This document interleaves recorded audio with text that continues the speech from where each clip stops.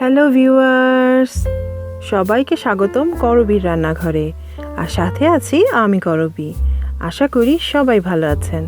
বিয়েবাড়ির স্টাইলের পোলাও, বিয়েবাড়ির বাবুর্চির হাতের সেই শাহী পোলাও এখন বাড়িতেই তৈরি করতে পারবেন। বাড়িতে পোলাও রান্না করলে ঠিক যেন বিয়েবাড়ির সেই স্বাদ ও গন্ধটা আসে না। আজকে আমি আপনাদেরকে দেখাবো কিভাবে পোলাও রান্না করলে মনে হবে বাংলাদেশের কোনো বিয়েবাড়িতেই আছেন। আশা করি আপনাদের কাছে খুবই ভালো লাগবে। আর ভালো লাগলে লাইক কিন্তু একটা দিতেই হবে। আর একটা কথা, এখনও যারা আমার চ্যানেলটি সাবস্ক্রাইব করেননি, নতুন নতুন ও সহজ সব রেসিপি পেতে আজই সাবস্ক্রাইব করে নিন। আর যারা সাবস্ক্রাইব করে আমাকে সাপোর্ট করেছেন তাদের জন্য রইল অনেক অনেক শুভকামনা। চুলাতে ফ্রাই প্যান বসিয়ে একটু গরম হলেই দিয়ে দিব ঘি। আজকের বিয়েবাড়ির পোলাওটা আমি ঘি দিয়ে রান্না করব। আর এই ঘিটা কিন্তু আমার ঘরেই বানানো। ঘরে কিভাবে ঘি বানাবেন সেই রেসিপি আছে আমার চ্যানেলে। ঘি গলে যেতেই দিয়ে দেব 2টা তেজপাতা, দারুচিনি ও ছোট এলাচ। একটু ভেজে নেব। তারপর দেব পেঁয়াজ। পেঁয়াজটা একটু লাল লাল করে ভেজে নেব। পেঁয়াজ ভাজার উপর পোলাওয়ের রঙটা কিন্তু নির্ভর করে। যদি সাদা ধবধবে পোলাও চান তাহলে পেঁয়াজটা শুধুমাত্র স্বচ্ছ করে ভেজে নেবেন।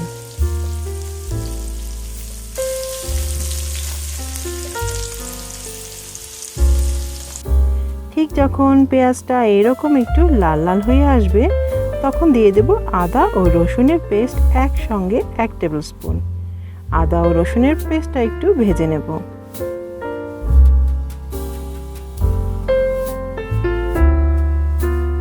আজকে আমি বাসমতি চালের পোলাও রান্না করব। চালটা ভালোভাবে ধুয়ে 20 মিনিট ভিজিয়ে রেখেছিলাম। এখন চালটা ভেজে নেবার পালা। খুব বেশি ভাজবো না, মিনিট খানেক ভাজলেই হবে।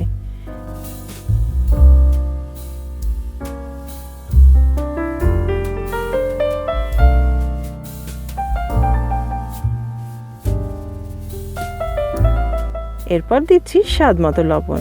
আমি এখানে হিমালয়ান পিঙ্ক সল্টটা ব্যবহার করেছি।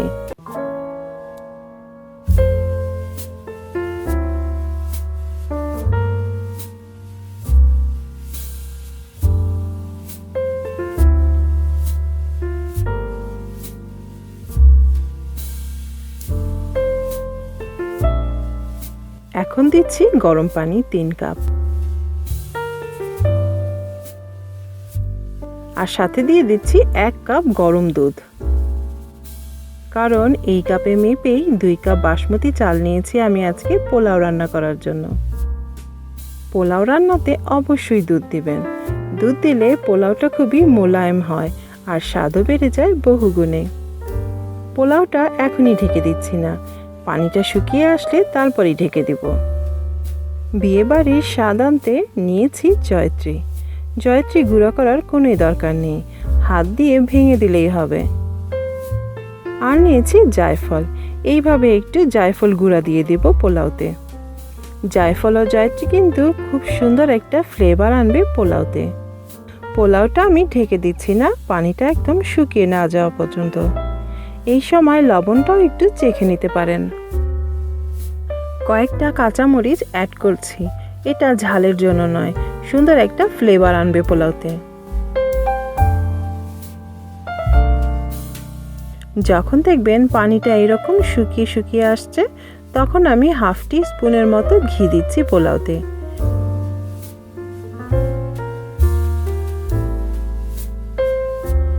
আর সাথে দিচ্ছি কেওড়া ওয়াটার, যা কিনা আপনাকে মনে করে দেবে বাংলাদেশের বিয়েবাড়ির কথা।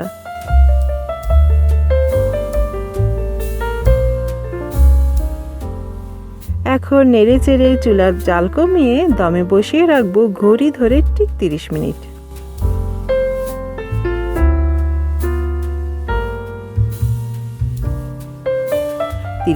পরে আমাদের পোলাও কিন্তু হয়ে গিয়েছে।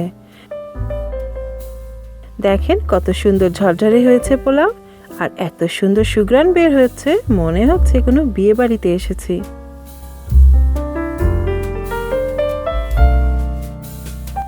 এখন সার্ভিং ডিশে ঢেলে নিচ্ছি। হয়ে গেল একদম বিয়েবাড়ির স্টাইলের ঝরঝরে পোলাও। আজকের পোলাওটা আমি বাসমতি চালের বানিয়েছি। আপনারা চাইলে সুগন্ধি কালিজিরা চাল দিয়েও কিন্তু পোলাও বানাতে পারেন।